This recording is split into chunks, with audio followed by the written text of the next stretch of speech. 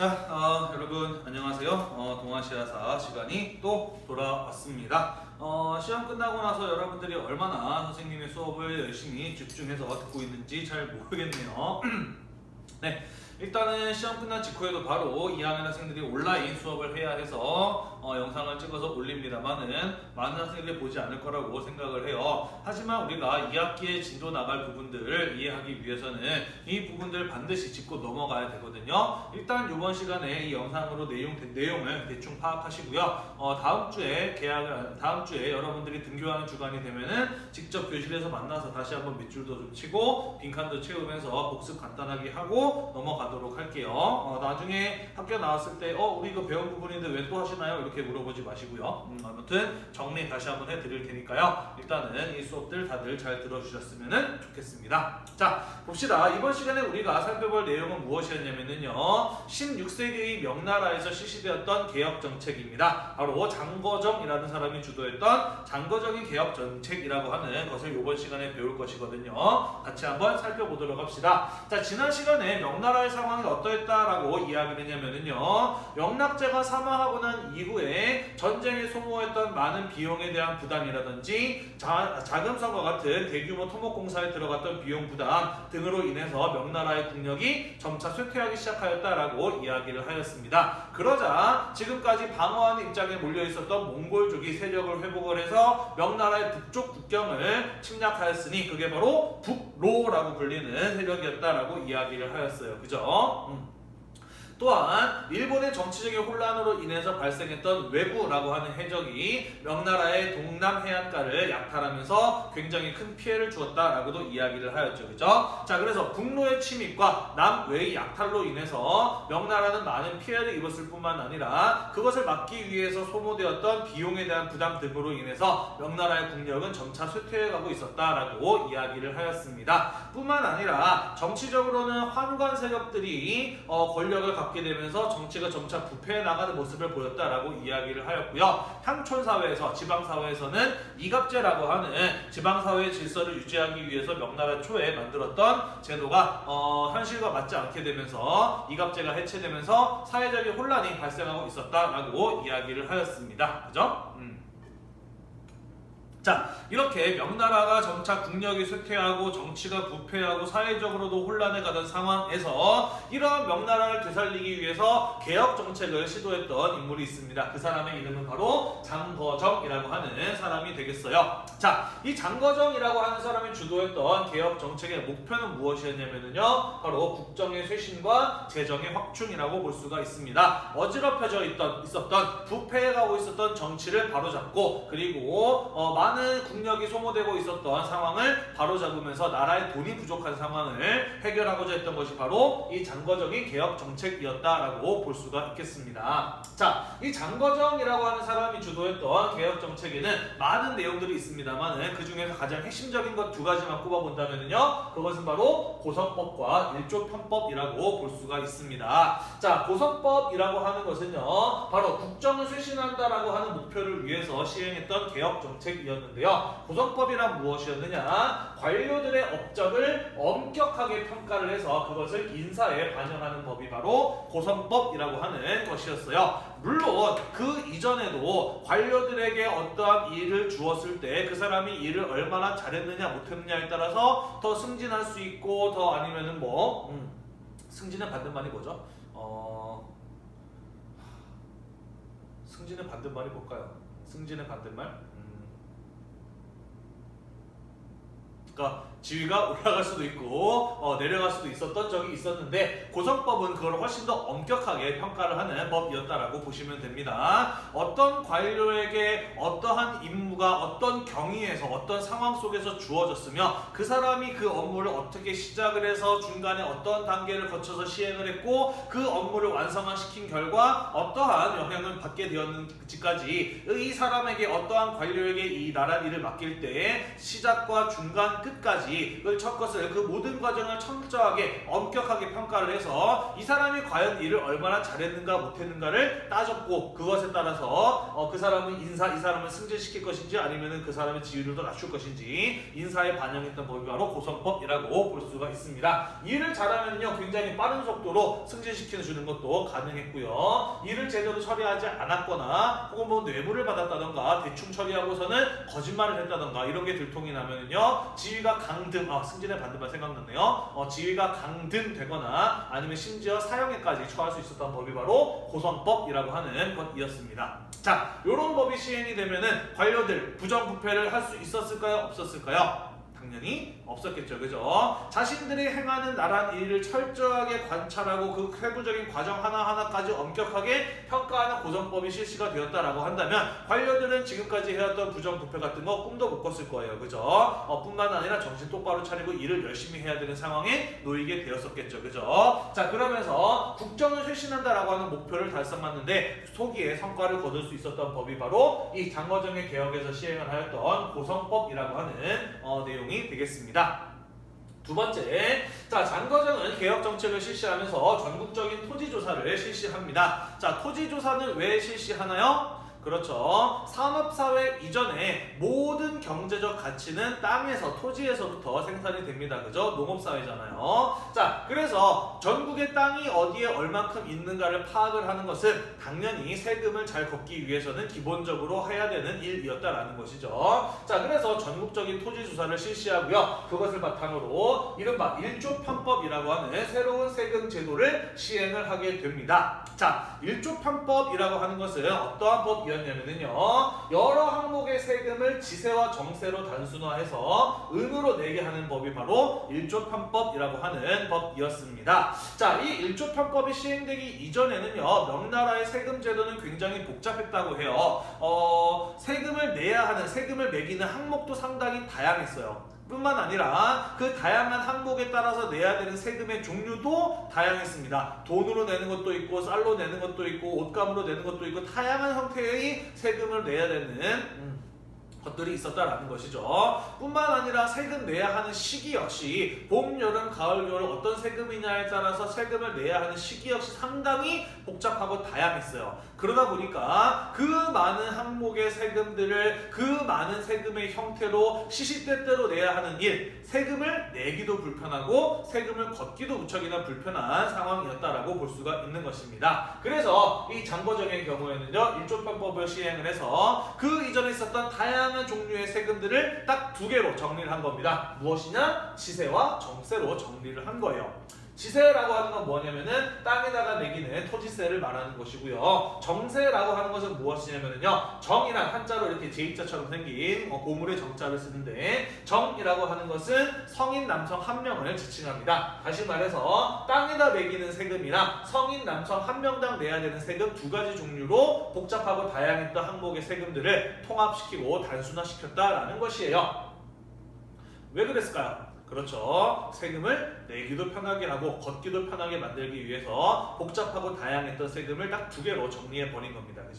그래서 지세와 정세로 단순화시켰다라는 것이죠. 자, 또 지세와 정세로 단순화시켰던 이유는 무엇이냐? 아까 선생님이 이야기했어요. 산업사회 이전에는 모든 경제적 가치는 어디에서 생산이 된다? 땅에서 생산이 된다라고 이야기를 했습니다. 그러므로 그 토지에서, 정확하게 말하면은 땅에서, 그리고 그 땅에서 일하는 성인 남성에 의해서 산업사회 이전에는 모든 경제적 가치가 생산이 되고 있었잖아요. 그죠? 그렇기 때문에 세금을 매겨야 하는 항목도 엄밀하게 따져보자면은 경제적 가치를 가지고 있는 땅과 그 땅에서 일하는 성인 남성이었던 것이죠.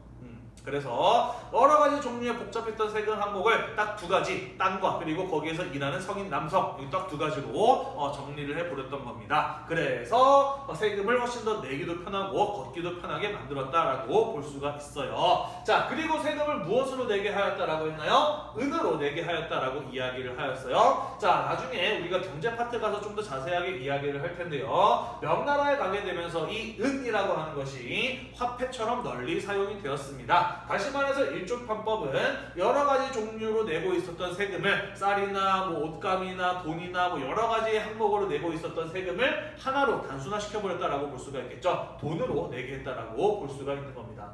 자, 오늘날 우리나라 대한민국에서 세금을 쌀로도 걷고 옷감으로도 걷고 돈으로도 걷고 하면은 당연히 내기가 편할까요? 불편할까요? 되게 불편하겠죠, 그죠?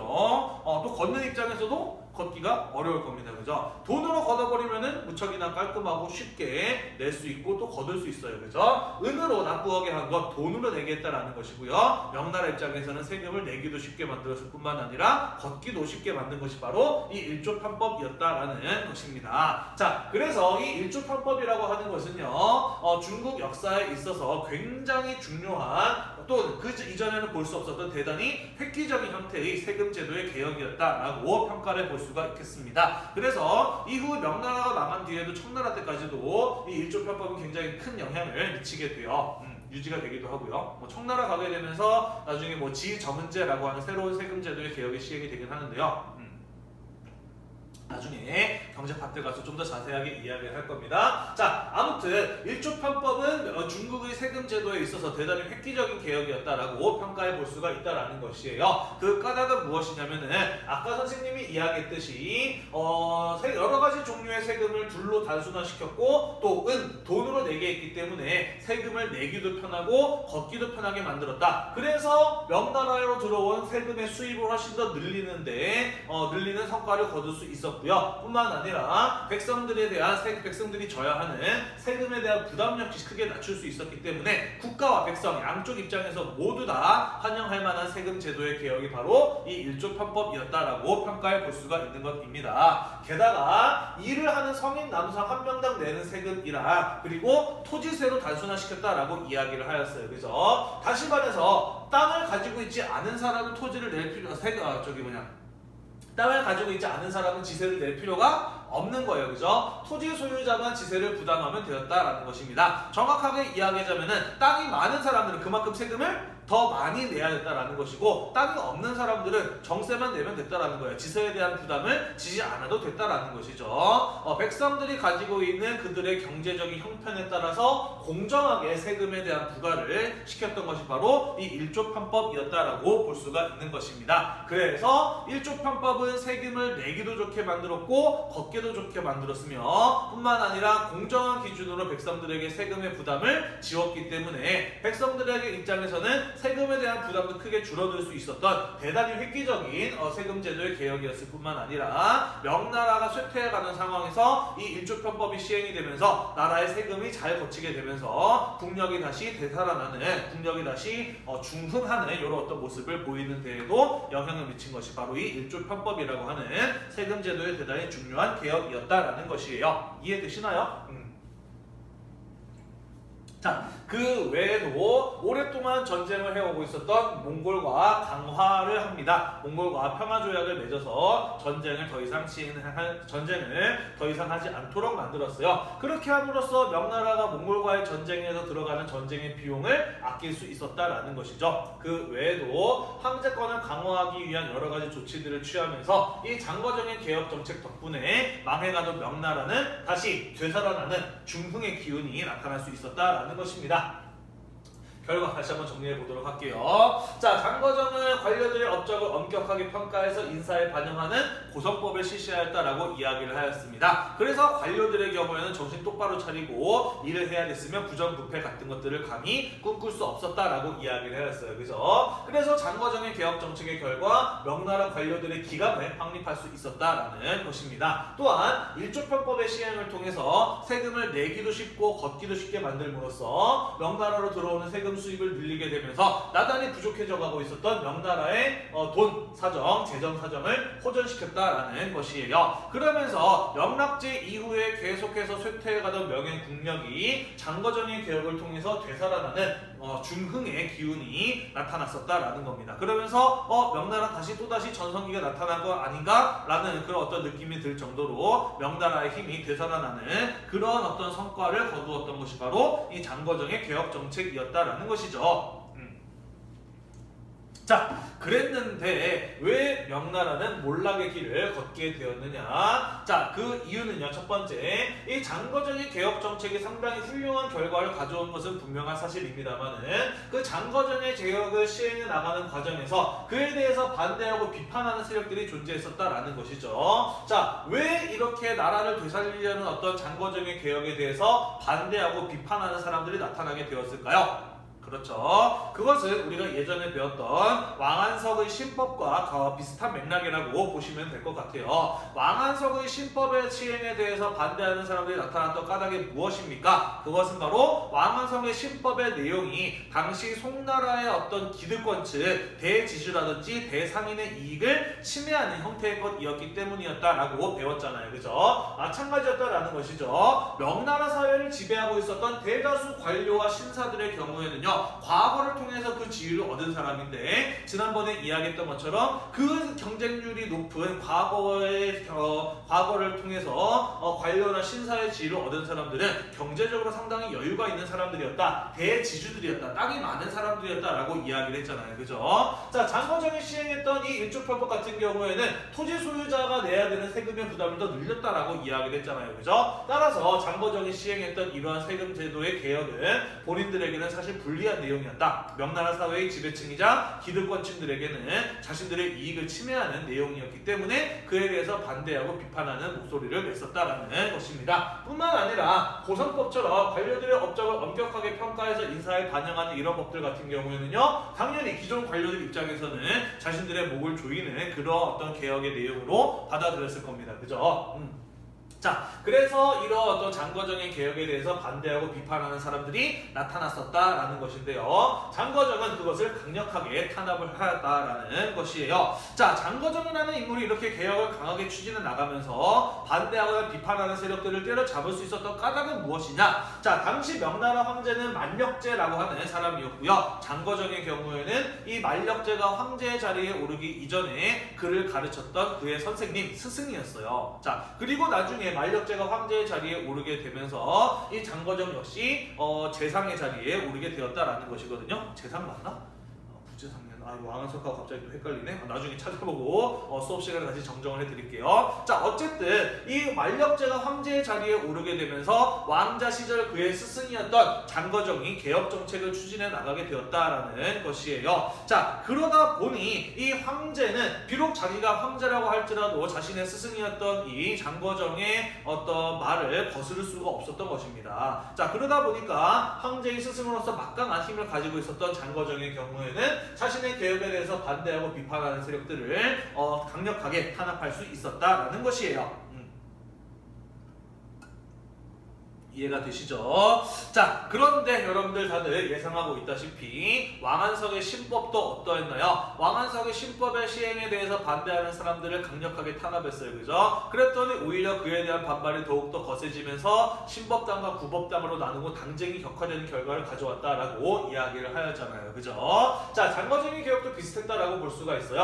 황제의 스승으로서 막강한 권력을 장악했던 장거정이 이렇게 자신들을 비판하거나 반대하는 이 세력 들을 강력하게 탄압하고 있었기 때문에 장거정이 살아있을 때는 이 장거정의 개혁, 고성법이나 일조편법 이런 것들이 잘 시행될 수 있었고요. 그러면서 이제 관료들의 기강이 확립되고 재정이 호정되는 등의 중흥의 기운이 나타날 수 있었던 것입니다. 그러다가 장거정이 죽게 되자 그동안 장거정이 무서워서 그의 개혁에 대해서 비판하거나 반대하지 못했던 사람들이 오랫동안 억눌러왔던 자신들의 불만을 폭발시키기 시작을 합니다.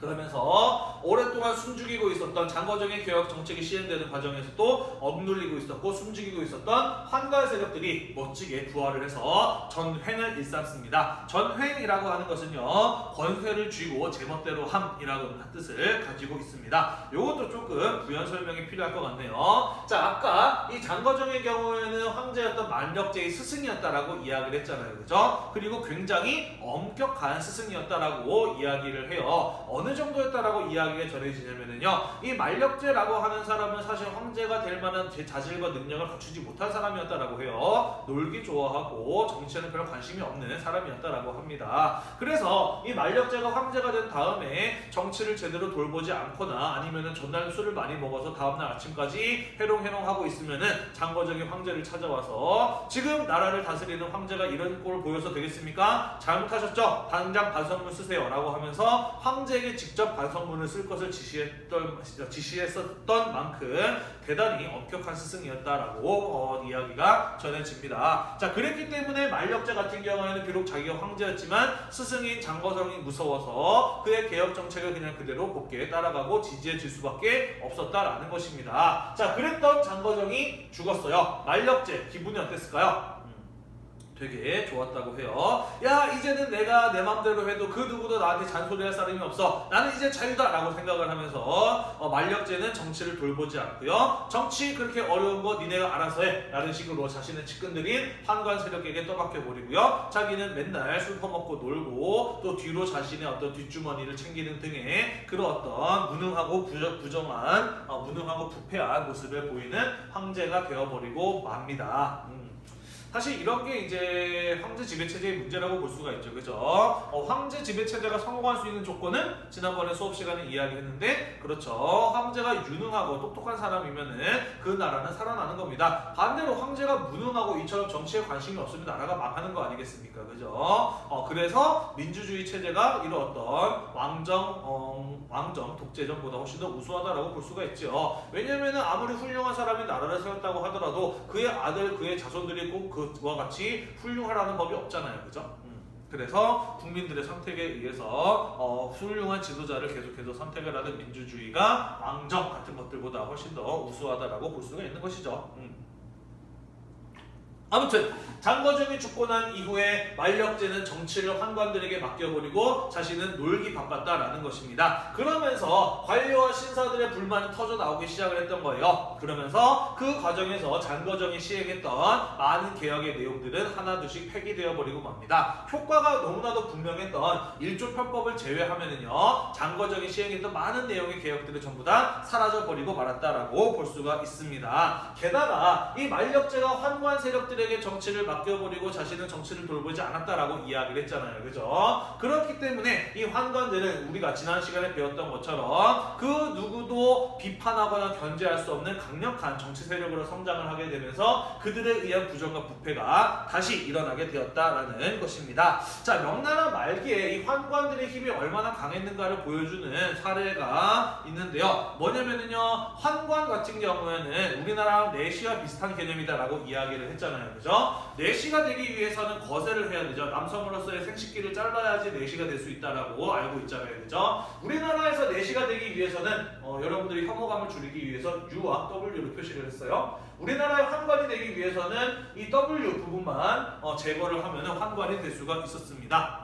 내시가 될 수 있었어요. 그러니까 우리나라의 조선시대 때 내시들 같은 경우에는 서서 소변을 보는 것도 가능한 사람들이었다라고 볼 수가 있는 것이죠. 자, 그런데 중국에서 환관이 되려면은 우리나라 조선시대의 내시보다 훨씬 더 엄격한 조건이 요구되었어요. 무엇이었냐면은 W 부분뿐만 아니라 U 부분까지도 잘라내야만 했다라는 것이죠. 그래서 이 중국의 환관들 같은 경우에는 서서 소변을 못 보고 앉아서 소변을 봐야 하는 그러한 사람들이었다라는 것입니다. 자, 남학생들 보고 있다면 한번 물어볼게요. 여러분들은 얼마를 주면은 U와 W 부분을 자를 건가요? 거세를 할 건가요? 평소 수업 시간에 이런 거 물어보면은 학생들이 그렇게 대답을 하더라고요. 얼마를 주더라도 나는 전혀 자를 생각이 없다라고 이렇게 이야기를 하더라고요. 그렇죠. 사실 사람이라면 누구나 당연히 그렇게 생각을 할 수가 있겠죠. 자, 그런데 당시 이 명나라에서 환관의 권력이 얼마나 강했는가를 잘 보여주는 사례가 있는데요. 환관 한 명 뽑을 때 보통 몇 명 정도가 지원했다라고 하냐면은 한 2,000명 정도가 지원했다라고 이야기를 해요. 환관이 되기 위한 경쟁률이 2,000대 1이었다라는 겁니다. 거의 과거제와 비슷한 수준이었다라고 볼 수가 있는 것이죠. 그죠? 게다가 그것이 과거제보다 더 충격적이었던 건 뭐냐면은 2,000명이 일단은 환관에 지원했다라고 하는 것은 그 2,000명이 전부 다 이 U와 W를 제거했다, 거세를 했다라는 거 아니에요. 그죠? 2,000명이 거세를 했는데 그 중에서 한 명밖에 환관이 되지 못했다라는 겁니다.